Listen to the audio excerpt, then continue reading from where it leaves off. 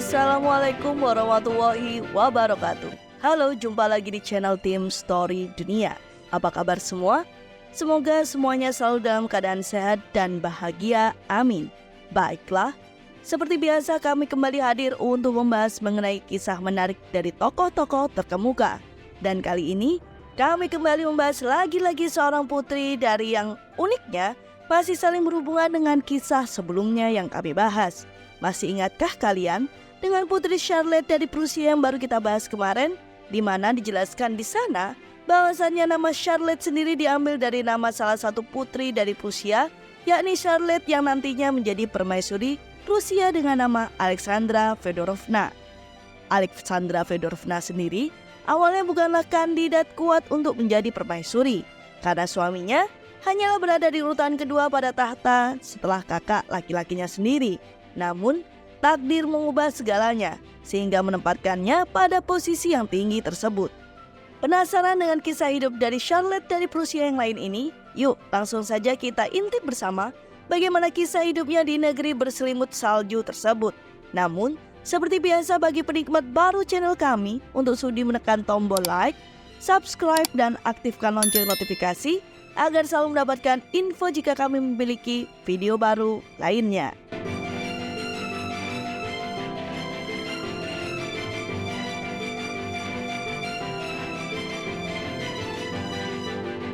Bernama asli Putri Frederick Louis Charlotte Wilhelmine dari Prusia.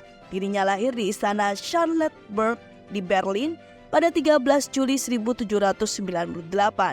Ia adalah putri tertua yang masih hidup dan anak keempat dari Frederick William III, Raja Prusia, dan Duchess Louis dari Mecklenburg-Schwerin, dan saudara perempuan Frederick William IV dan William I, Kaisar Jerman. Dia dikenal sebagai Charlotte, nama yang populer di keluarga kerajaan Prusia. Dirinya sendiri dijuluki Lochen oleh keluarganya. Masa kecil sang putri ditandai dengan perang Napoleon dan dia dibesarkan dalam kondisi keuangan yang sulit. Ayahnya adalah seorang yang baik hati, seorang yang religius tetapi seorang penguasa yang lemah dan bimbang, yang setelah kekalahan militer pada tahun 1806 kehilangan separuh kerajaannya. Ibu Charlotte yang dikagumi karena kecantikan, kecerdasan, dan pesonanya, dianggap lebih tegas dibanding suaminya. Ketika Prusia dikalahkan di pertempuran Jena, Louis melarikan diri ke Königsberg, membawa serta anak-anaknya. Charlotte yang saat itu berusia 8 tahun. Di Prusia Timur, mereka diberi perlindungan oleh Tsar Alexander I.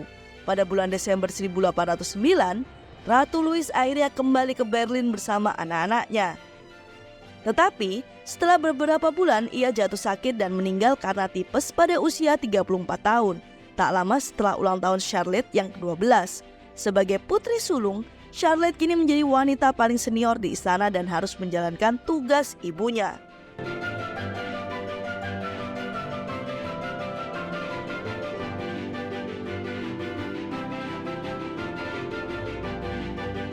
Pada bulan Februari 1814, Adipati Agung Nicholas Pavlovich dan saudaranya Adipati Agung Michael Pavlovich mengunjungi Berlin.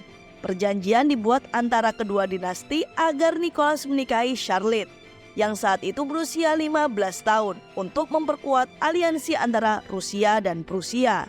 Nicholas hanya berada di urutan kedua pewaris tahta karena pewarisnya adalah saudaranya yakni Adipati Agung Konstantin Pavlovich yang seperti Tsar Alexander I nantinya pun tidak memiliki anak. Pada kunjungan kedua pada tahun berikutnya, Nicholas jatuh cinta dengan putri Charlotte yang saat itu telah berusia 17 tahun. Nicholas tinggi dan tampan seperti ciri-ciri klasik. Nicholas menulis surat kepada kakaknya di mana dia mengatakan bahwa saya menyukai dan yakin akan bahagia bersamanya. Keduanya juga terlihat bergandengan tangan saat berjalan-jalan di pedesaan Potsdam dan menghadiri Berlin Court Opera. Di akhir kunjungannya, pada bulan Oktober 1816, Nicholas dan Charlotte bertunangan. Pada tanggal 9 Juni 1817, Putri Charlotte datang ke Prusia bersama saudara laki-lakinya William. Setelah tiba di Saint Petersburg, ia berpindah agama ke Ortodoksi Rusia dan mengambil nama Rusia Alexandra Fedorovna. Pada ulang tahun yang ke-19 yakni 13 Juli 1817, Dia dan Nicholas menikah di Gereja Agung Istana musim dingin.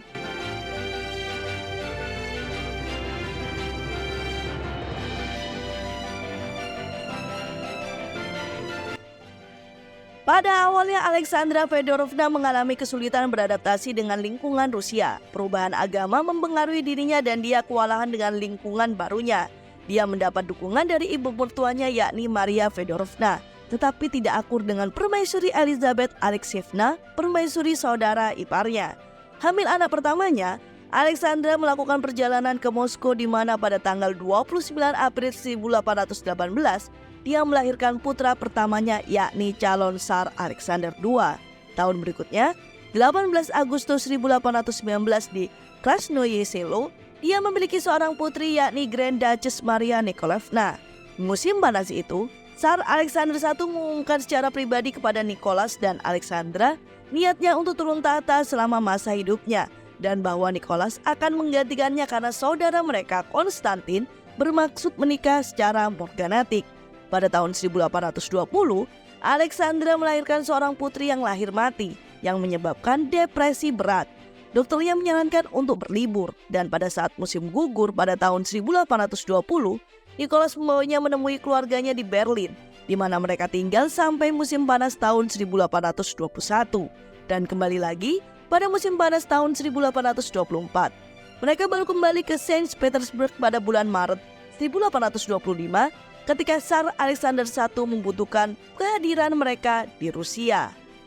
Alexandra Fedorovna menghabiskan tahun pertamanya di Rusia mencoba mempelajari bahasa dan adat istiadat negara angkatnya di bawah bimbingan penyair Vasily Zhukovsky yang ia anggap sebagai penyair yang terlalu hebat untuk menjadi pengajar yang baik.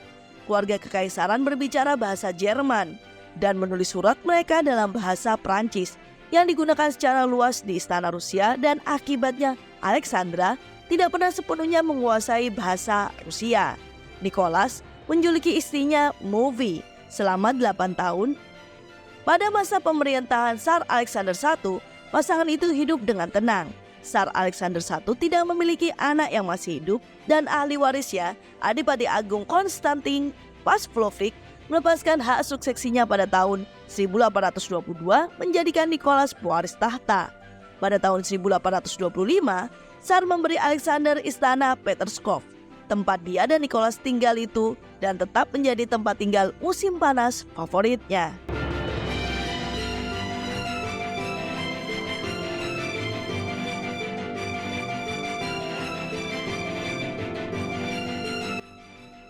Alexandra tinggi, kurus, berkepala kecil, dan alis menonjol. Dia memiliki aura keagungan yang agung. Jalannya yang cepat dan ringan tanpa anggun. Dia lemah, seringkali kesehatannya buruk. Suaranya serak, tetapi dia berbicara dengan cepat dan tegas. Alexandra Fedorovna adalah seorang yang rajin membaca dan menyukai musik. Penulis Rusia favoritnya adalah Lermontov. Dia baik dan menyukai privasi dan kesederhanaan. Dia berpakaian elegan dengan preferensi warna-warna terang dan mengoleksi perhiasan indah. Alexandra suka menari dan sangat ahli dalam mazurka. Dia menikmati pesta dan sehingga fajar. Tidak sombong atau sembrono. Alexandra bukannya tanpa kecerdasan dan memiliki ingatan yang sangat baik. Bacaannya cukup luas, namun dia tidak tertarik secara aktif dalam politik dan hanya menjalankan peran sebagai permaisuri. Dibanding aktif di ranah publik, dia sangat mencintai keluarganya.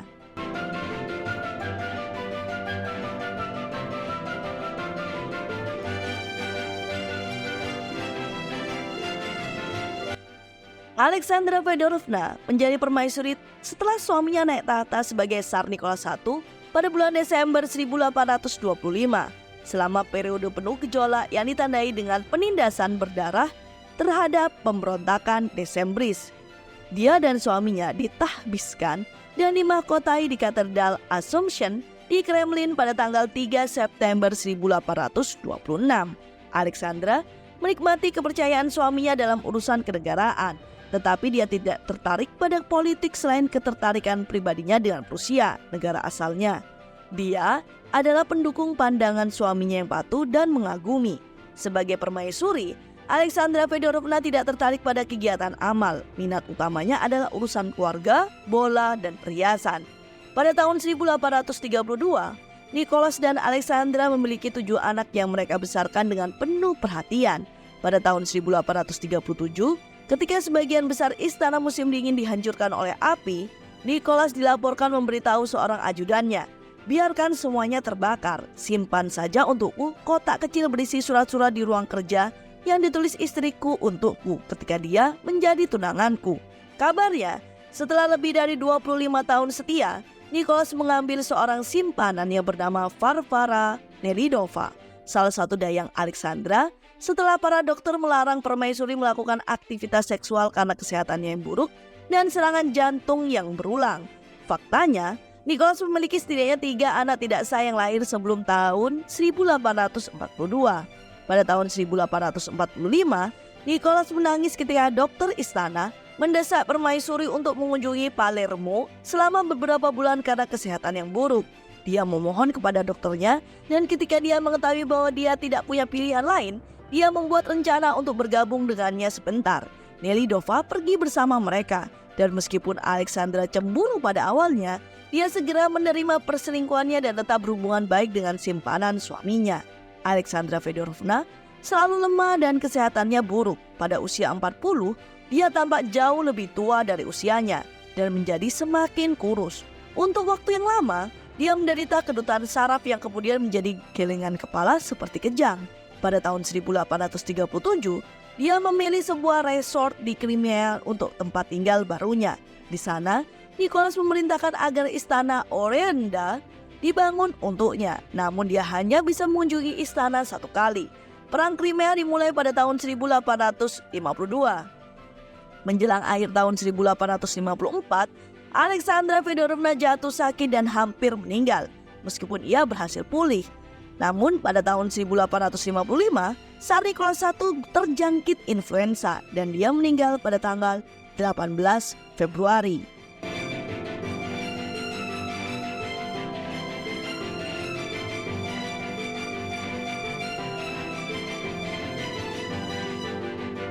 Alexandra Fedorovna bertahan hidup lebih lama dari suaminya selama 5 tahun. Dia pensiun di istana Alexander di Tsarskoe Selo dan tetap berhubungan baik dengan simpanan mendiang suaminya, Varvara Nelidova, yang dia tunjuk sebagai pembaca pribadinya. Kesehatan janda permaisuri menjadi semakin rapuh seiring berjalannya waktu. Karena tidak dapat menghabiskan musim dingin yang keras di Rusia, ia terpaksa melakukan perjalanan panjang ke luar negeri di Swiss, Nice, dan Roma. Dia menulis pada bulan September 1859, "Saya rindu akan negara saya dan saya menyalahkan diri saya sendiri karena menghabiskan begitu banyak uang pada saat Rusia membutuhkan setiap rubel.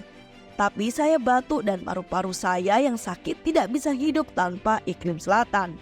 Setelah kembali dari perjalanan ke luar negeri pada bulan Juli 1860, penyakitnya tidak berhenti. Pada musim gugur tahun 1860, dokternya memberitahu dia bahwa dia tidak akan bisa melewati musim dingin jika dia tidak melakukan perjalanan lagi ke selatan. Mengetahui bahayanya, dia memilih untuk tinggal di Saint Petersburg agar dia bisa mati di tanah Rusia. Malam sebelum kematiannya, dia terdengar berkata, "Niki, aku datang kepadamu." Dia meninggal dalam tidurnya pada usia 62 tahun pada tanggal 1 November 1860 di Istana Alexander di Tsarskoe Selo. Baiklah, itu adalah cerita singkat dari seorang permaisuri Rusia yakni Alexandra Fedorovna yang begitu mencintai suami dan keluarganya hingga rela dimadu. Semoga cerita kami selalu dapat memberikan hiburan yang syarat akan informatif. Dan tentunya kami selalu menunggu saran dan komentar dari para penikmat tim Story Dunia. Dan seperti biasa, nantikan cerita menarik lainnya di channel tim Story Dunia. Dan wassalamualaikum warahmatullahi wabarakatuh.